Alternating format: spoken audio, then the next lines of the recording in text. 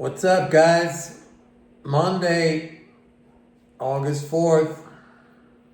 How's everybody doing? I'm going fishing tomorrow. So, pretty good day today, huh? Look, I'm not going to get on some of you guys. But seriously, I listen to you guys, some of the comments, I read the comments, and I'm just wondering, I mean, clearly not all of you, but I'm just wondering sometimes, what am I dealing with here? What am I dealing with here?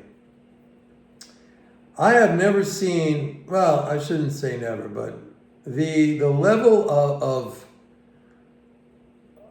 fear, of just negativity, of, I don't know, some kind of crazy psycho desire that everything just comes down crashing to the point where you blind yourself to opportunity, and every time you see a little blip, that's the end of the world to you. I don't know what I'm dealing with here sometimes. I really don't when I see some of these comments. I mean, how old is some of you guys? I'm just wondering. And if you're my age, or if you're near my age and you still have that kind of a perspective on things, man, I just feel sorry for you. Anyway, so the market, we had like 104 billion net flow on Friday. I said Friday was going to be a huge net flow. We had it was like 146 billion leading flow. I mean, it was huge. Okay, so the rebound didn't happen on Friday, but it happened today. And I could tell you this, that August 15th, we're going to get a quarterly interest payment, which is going to be huge again, addition to the flows. And the averages are going to make new all-time highs. I mean, this neurotic behavior of like every time you see a blip, that's some kind of end of the world crisis. That is I mean, I literally had a guy out here saying, oh, I guess you're going to hold till it goes to zero. I've spoken about language in the past, about how language is extremely important if you want to develop any kind of a secure, rational, unemotional mental game. When you phrase things like that, when you talk about a situation like the stock market, which, by the way, what is the stock market at its most basic description? It's a growth function. And I don't know if you've ever taken any like calculus or anything like that. A growth function, it just goes up. And the reason why it's a growth function is because populations grow, economies grow, people's desires grow in terms of their desire to live better lives, to be prosperous, to be productive, to earn more for their families, to, just to make their lives better. At the very base of what the stock market is, it's a growth function. And in a country like the United States, with all of its flaws, I'm not going to say it's a perfect place, but it's basically a very free and open society, maybe in some respects even too free, but whatever, that's a whole other discussion. But it's a growth function. And like every time you think that's the end, I mean, this is not North Korea. This is not Europe at the very end of World War II, when even if it wanted to do good, everything was wiped out. Everything was destroyed. You couldn't. You got to get this negativity out of your heads. And market corrections should always be viewed as opportunities, regardless of how long they last. Because you still, if you're smart at what stocks you invest in, what companies you invest in, you're going to get paid dividends through that period. I don't know, man. I don't want to go off on a tangent. We're going to see new all-time highs. After that, I'll tell you now, for those of you who still want to stick with the total negativity and the end of the world kind of thing, we're getting into a seasonally weak period for the stock market, September, October.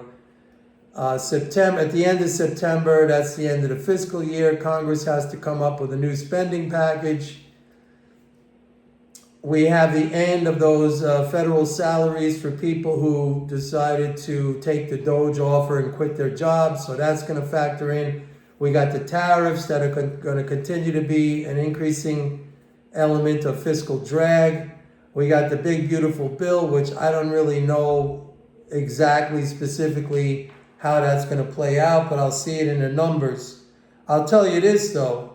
If the CBO estimates, if the Congressional Budget Office estimates are correct and it adds 340 billion, they call it the deficit. I call it net government transfers. If it adds 340 billion in net government transfers annually for the next 10 years, I mean, that is super, hyper, crazy bullish. I mean, have I chosen the right adjectives? It's up to you to understand. I'm sure many of you are going to say, you're going to, with your negativity and your cynicism, print money, just print money, blah, blah, blah. It's like, how many times we're going to hear this nonsense? You're the guys losing out. Because you talk yourself into this kind of reality that doesn't exist. The reality is it's being handed to you. This opportunity to create wealth is being handed to you on a silver platter. I told you what was going to happen. I'm telling you what's going to happen right now. August 15th, another quarterly interest payment, huge fiscal flows. That's not negative. You know how people say, you always hear these people say, don't fight the Fed, don't fight the Fed, which I laugh when I hear that because, actually, you should fight the Fed because when the Fed does something, because of their monetarist indoctrination and, the way they understand monetarism, which is the way everybody understands monetarism, which is wrong, that's the wrong way, you actually do have to go against the Fed. But you don't fight the fiscal flows. You do not fight the fiscal flows. Those are real.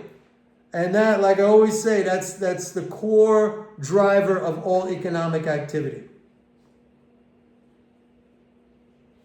10-year yield, 4.19. What did I tell you? I said now that they are expecting the Fed to cut in September, and the Powell Fed always follows the market, whatever the market dictates.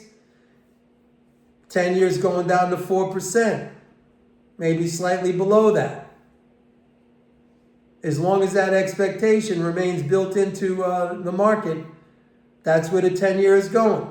Just like when it was trading between 4.25 and 4.5 for, a year. I said, if the Fed is going to stick at that level, that's where we're going to be. And all you smarty Alex, every time it got up to 4.5 or even a little bit higher, 4.60, how's your bond trade doing, Mike? You're stupid. You're stupid. You're an idiot. It's going to 4% now. You don't have to listen. I don't care. You could keep posting up stupid shit. I don't care. You're the one who's losing out, not me. Or not people who listen to what I say or people who subscribe to my report. They're not losing out. Certainly not losing out in understanding, in knowledge, in information. And yes, in understanding that. So, I don't know what else to say, man. I wonder about some of you guys. I really do. I really, really do. Anyway, I'm going fishing tomorrow. I said to you guys, go fishing. I said with the fiscal flows the way they are.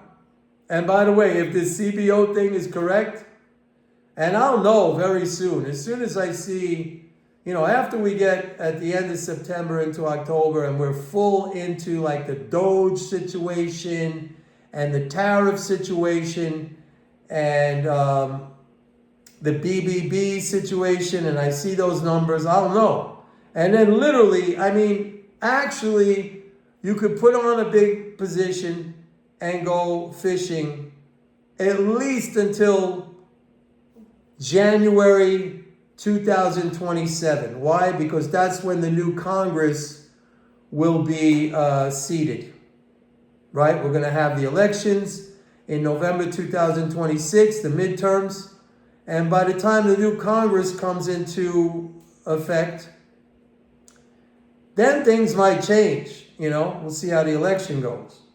But you can literally go fishing or play golf, whatever it is your thing, or go traveling somewhere, explore the world, have a big, long position on if the CBO...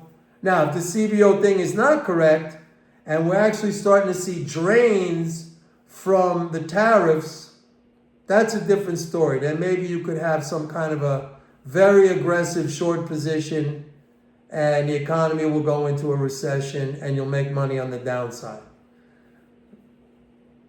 But we're not there yet. And everything I tell you happens. For some of you, it doesn't happen fast enough because it doesn't happen like that. Like right on the day, right on the second, right on the millisecond that I say it. So, this this ended badly or something, or whatever that stupid phrase is. I don't even remember. It didn't happen like this, didn't happen like that. Right now, gotta happen right now. Otherwise it's no good, otherwise it's junk, right? Gotta happen right now, like that. You gotta freaking chill out, man. There's something wrong with a person like that. Your nerves are on edge. It's like you need a rush. You need that adrenaline rush somehow. You're not getting it from wherever. I don't know, your wife, your girlfriend, your sports activities, whatever you're doing, your TV shows, your video games. I mean, you're not getting it. For some reason, you need that gambling mentality. I don't do that. I think that's stupid. Okay? I think that's stupid. Anyway, that's it for today. Please like and subscribe. I'm going fishing tomorrow, and hopefully I'll catch something. And don't forget, go to my website, pitbulleconomics.com. Sign up for a 30-day free trial to MMT Trader. You're going to need it. Bye.